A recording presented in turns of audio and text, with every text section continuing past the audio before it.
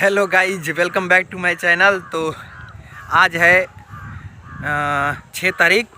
तो आज हम लोग के गांव नाटक खेलने वाले हैं, जो सरस्वती पूजा के उपलक्ष्य में लगभग 60 वर्षों से, उससे भी ज़्यादा वर्ष से यहाँ पर ये परंपरा हो रही है, मतलब परंपरा चल रही है। तो आज हम भी इसमें पार्टिसिपेट किए हुए हैं। तो फिलहाल अभी सेविंग करा लिए हैं और कुछ देर पहले ही गए थे गुड्डू भैया के पास, जो बगल के गांव में रहते हैं। उन्होंने एनसीसी किया है तो उनका ड्रेस लिए हैं। हम और हैप्पी गए थे। तो फिलहाल अभी टाइम हो चुका है 3:30। तो सुबह में उतना शूट नहीं कर पाए और अभी देख सकते हैं अभी हम हैं गांव के बाहर। तो बहुत ही प्यारा लोकेशन यहाँ पर आ रहा है। तो चल रहे हैं, अभी जाएंगे घर और तैयारी करेंगे और कुछ जितना हो सके हाथ बढ़ाएंगे। तो चलिए, आज का वीडियो काफ़ी धांसू होने वाला है, तो प्लीज़ आप लास्ट तक ज़रूर देखिएगा। और आज का वीडियो थोड़ा लंबा भी होने वाला है, तो जितना कवर होगा आपको दिखाएंगे।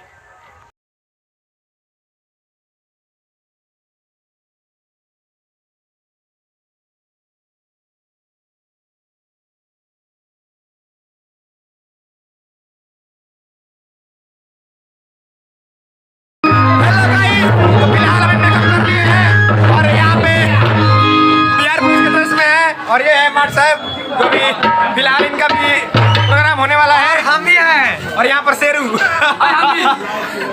शेरू नहीं, ललकार अभी नहीं यार। और पूरा हमारा ग्रुप यहाँ पर तैयार हो चुका है। तो वीडियो में बने रहिएगा ब्रो, बहुत ही मजा आने वाला है। तब तक के लिए टाटा। यहाँ पर ये है अंकित और ये अभी लड़की का पात्र निभा रहे हैं। तो बने रहिए मेरे साथ, बहुत कुछ अभी देखने बाकी है ब्रो, बहुत कुछ। तो वीडियो पर अंत तक बने रहिएगा। मेकअप ना करो।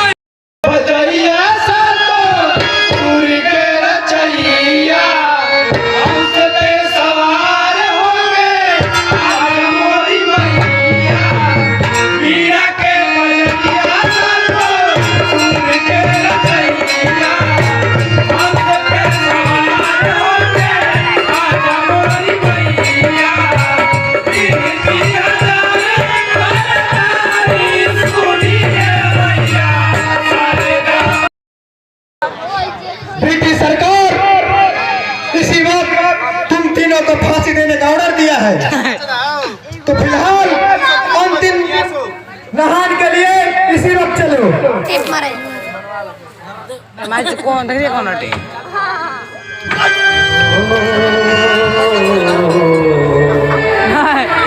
ऐ वतन वालों, तुम सब्र खोना नहीं हो। हंसते हंसते विदा हमको कर देना।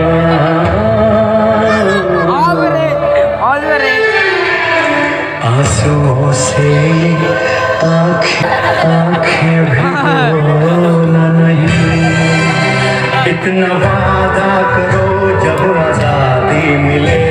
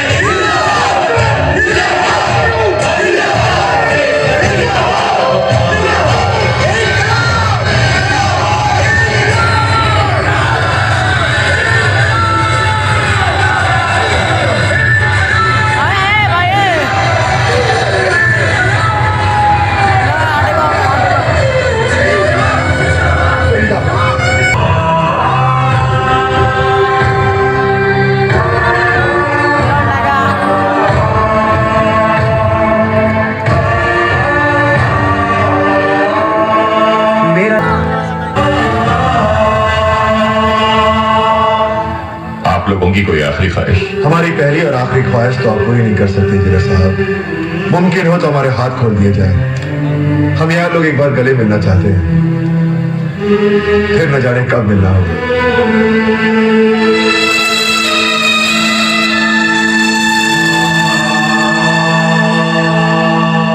खोल दो इनके हाथ।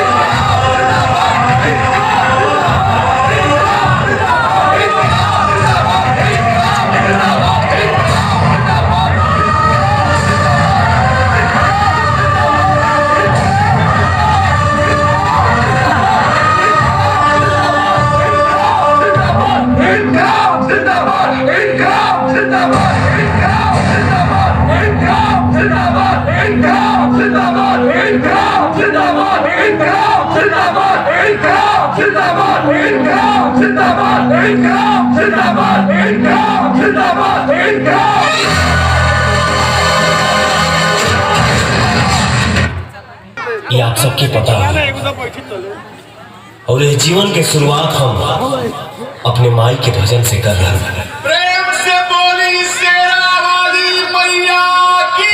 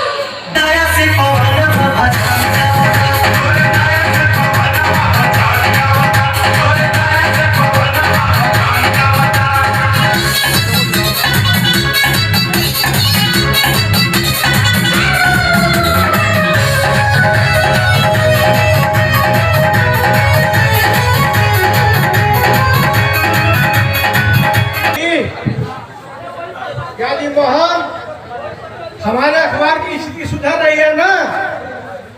हाँ साहब, जब से आपने नीति की है अखबार का डूबने लगा।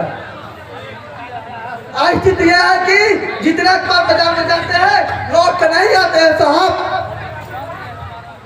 भगवान करे हमारा अखबार दिन दूनी रात चौगुनी इसी तरह तरक्की करता रहे मोहन। जरूर साहब, हमारा अखबार जरूर उन्नति करेगा। आपकी जिम्मेवारी और आपकी मेहनत से एक दिन जरूर शिखर पहुंचेगा साहब। तुम जैसे कर्मठ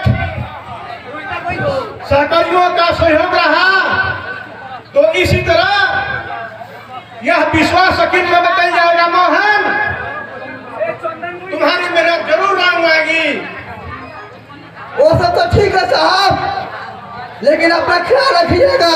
जिस रफ्तार से अखबार का सर्कुलेशन गैर बढ़ रही है, उस रफ्तार से आपका दुश्मन भी बढ़ रहा है।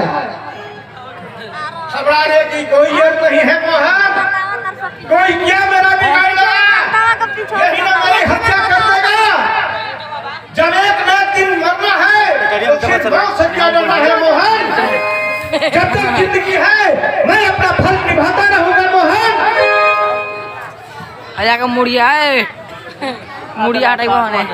हां छोटू भाई ठीक बा। आज मैं भी अपना फर्ज निभाने आ गया हूं अखबारी लाल। कौन हो तुम लोग?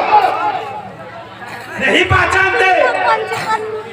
मैं हूं न मंत्री नागराज का बेटा और तेरे लिए यमराज। और तेरी किताब बंद करने आया हूं। कल तेरी कलम कुछ ज्यादा चलने लगी थी। आखिर तुम लोग हो कौन? तुम लोग चाहते क्या हो मुझसे? तेरी मौत बुड्ढे, मेरी मौत? मैंने क्या बिगाड़ा है तुम लोगों का? क्या नहीं बिगाड़ा है तूने? मंत्री नागराज के बेटे ने एक लड़की के साथ बलात्कार किया, मंत्री ने करोड़ों रुपए का घपला किया। ये सब तुम चाप कर हम बाप बेटों को परेशान करके रख दिया है। जनता के बीच मेरी बाप की छवि बिगाड़ दी है तुमने। अरे मर जाके तो तुम मंत्री नागराज के बेटे हो? आओ इधर आओ। हाँ, मैं मंत्री नागराज का बेटा हूँ और तेरे लिए यमराज। सुन लो नागराज का बेटे, मैं तेरी धमकियों से डरने वाला नहीं हूँ। जब तक मेरी शासन चलती रहेगी तुम जैसे सफेद नकाबपोशों के खिलाफ लड़ता रहूंगा, चाहे इसके लिए मुझे जान भी क्यों ना देनी पड़े। अगर मेरी एक बात मान लोगे तो तुम्हारी जान भी सुरक्षित रहेगी और मालो माल भी हो जाओगे। मैं नहीं चाहता तुम्हारे बच्चे अनाथ हो जाए। कान के चादर अच्छी तरह से साफ करके सुन लो नागराज के बेटे। सरकारी खजाने लूट कर तेरे बाप ने जितना संपत्ति नहीं कमाया है जो मेरे ईमान को खरीद सके। अच्छी तरह सोच लो डिटर, जितनी दोस्ती करके फायदे में रहोगे उतनी दुश्मनी करके घाटे में। मैं यह सोच कर ही पत्रकार काम आया था कि तो जीऊंगा तो शाम के लिए और मरूंगा तो शाम के लिए। न मुझे न तो अबे संपत्ति कमाने की लालच है और नहीं मौत का डर। चुपचाप यहाँ से चले जाओ नागराज के बेटे, नहीं तो मैं पुलिस को बुलाकर तुम लोगों को हवालात के अंदर करा दूंगा। मैं अभी पुलिस के पास फोन करता हूँ।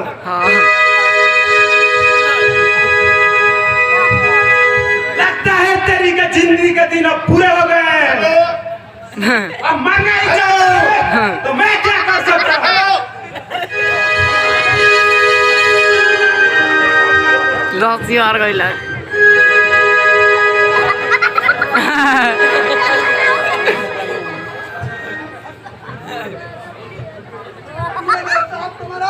मैं पूरे दिन नहीं छोड़ूंगा कभी नहीं।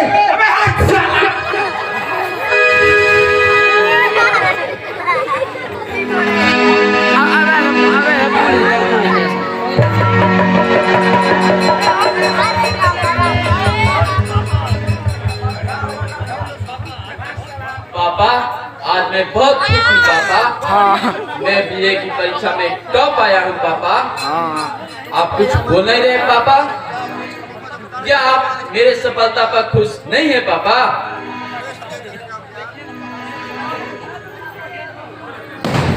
देखिए पापा, इतना सुंदर मेडल मिला हुआ है। अजीब बात है, आपका यह बेटा पूरे यूनिवर्सिटी में टॉप आया है और आप हैं कि गुमसुम बैठे हुए हैं। मुड़िया रखा ना हो। देखिए पापा, मैंने तो अपना वादा पूरा किया है, अब आप अपना वादा पूरा कीजिए, झट से पैसा निकालिए और मेरे लिए एक मोबाइल खरीद दीजिए पापा। ओह अच्छा, अब समझा, आपके पास पैसा नहीं है। कोई एक बात नहीं है पापा, घड़ी बाद में खरीद दीजिएगा, फिलहाल एक बार बधाई तो दीजिए। लाख से बातें कर रहे हो रवि, तुम्हारे पिताजी मर चुके हैं। कौन हो तुम? ऐसे बातें करते हुए शर्म नहीं आती? मैं ठीक कह रहा हूँ रवि, तुम्हारे पिता की हत्या हो चुकी है। नहीं, ऐसा नहीं हो सकता। बोलिए पापा, बोलिए, आप मुझे छोड़कर नहीं जा सकते पापा।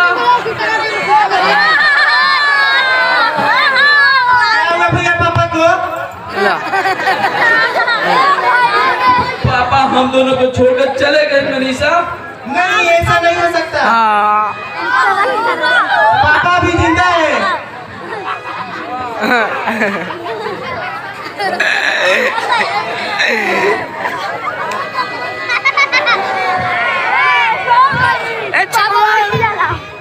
धीरे से काम लो बच्चों, तुम्हारे पापा अब इस दुनिया में नहीं रहे। एक ना एक दिन तो सबको मरना ही है।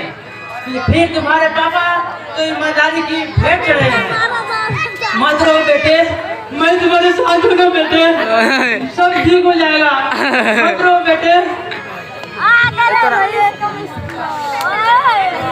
Oh my God! मोदी साहब की हत्या कैसे हुई है साहब?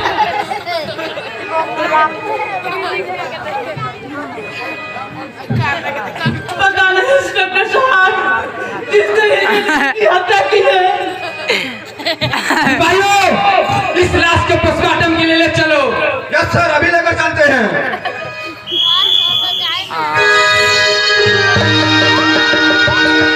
जो आ गया।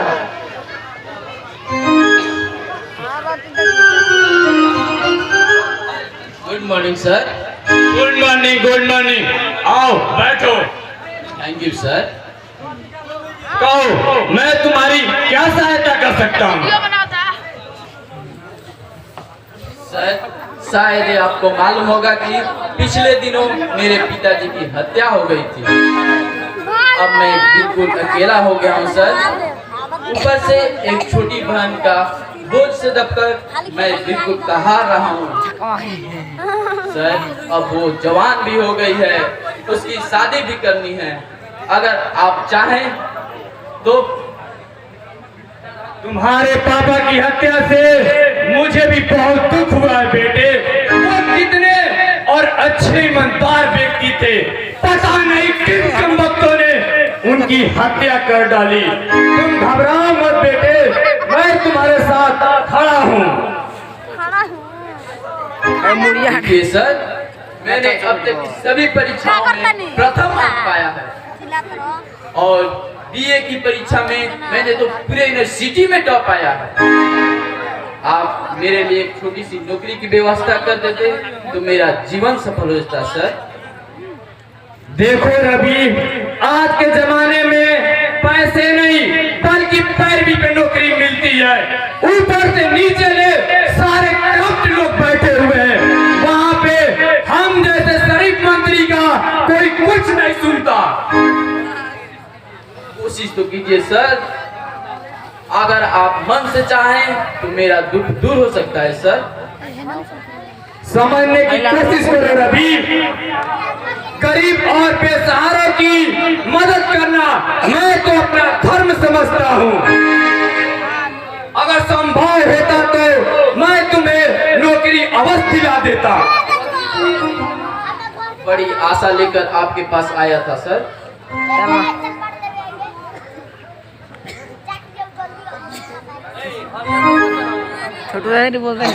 दया कीजिए सर, इस उपकार के बदले मैं आपका जीवन भर आभारी रहूंगा सर। तुम समझने की कोशिश करो रवि। नौकरी के छोड़कर बाकी जो तुम मांगोगे वो तुम्हें मिल जाएगा। जो चीज संभव नहीं उसके पीछे भागना मूर्खता होता ही है। आप मेरे एमएलए हैं सर, और राज्य सरकार के एक वरिष्ठ नेता भी हैं। अगर आप मन से चाहें तो मैं जीवन सफल हो सकता है मेरा सर। देखो रवि, मेरी भी मजबूरियों को समझो। मैं तुम्हारी पैरवी के लिए किसी के पास नहीं जा सकता, और रहा सवाल मेरी, तो मैं तुम्हें नौकरी नहीं दिला सकता। वाह मंत्री जी वाह, चुनाव के समय तो आप बड़े लंबे चौड़े भाषण देते थे, कहाँ गया वो आपका भाषण? समझ गया सर, एक मंत्री सिर्फ चुनाव के समय ही सिर्फ ईमानदार और सबको भाई कहता है। आप भ्रष्टों की बात कर रहे हैं, लेकिन आप खुद एक महाभ्रष्ट हैं। रवि, तुम्हें पता है तुम किससे बात कर रहे हो? हाँ हाँ पता है, उसी नागराज से जो आज से कुछ साल पहले भिखमंगों की तरह वोट मांगा फिरता था। मंत्री महोदय, मुझे आज भी याद है वो दिन जो आपकी राजनीति में पैदाइश हुई थी। आपके पास ना ही चुनाव लड़ने के लिए एक फूटी कौड़ी थी और ना ही ये बंगले। कहाँ से आया ये सब? अगर मेरे पास आज नोटों का बंडल होता तो मुझे भी नौकरी मिलती, और वो भी आप खुद देते। जरूरत से ज्यादा आगे मत बढ़ो रवि। मैं तुम्हारी मदद करने के लिए सोच रहा हूँ, और तुम जो हो यहाँ पे खड़े खड़े बकवास किए जा रहे हो। लगता है तुम यहाँ नौकरी के लिए नहीं बल्कि इस मंत्री नागराज की बेइज्जती करने के लिए आए हो। फिर भी मुझे तुमसे हमदर्दी है रवि। मेरी एक बात मानो, अगर तुम चाहो तो बिना नौकरी के ही जीवन भर खुश रह सकते हो। वो कैसे सर? अरे तुम्हारे पास तो स्वर्ग की परी है, और जिसके पास परी हो वो दर दर नौकरी के लिए ठोकर खाए। ये मंत्री नागराज को बिल्कुल पसंद नहीं। मैं कुछ समझा नहीं सर। समझ जाओगे, अभी तुम नादान हो। हर रात मेरे बेडरूम के रंगीन करने नई नई लड़कियां आती है, और यहाँ से मालूम माल होकर जाती हैं। अरे तो मैं क्या करूं? अगर तुम अपनी बहन को मंत्री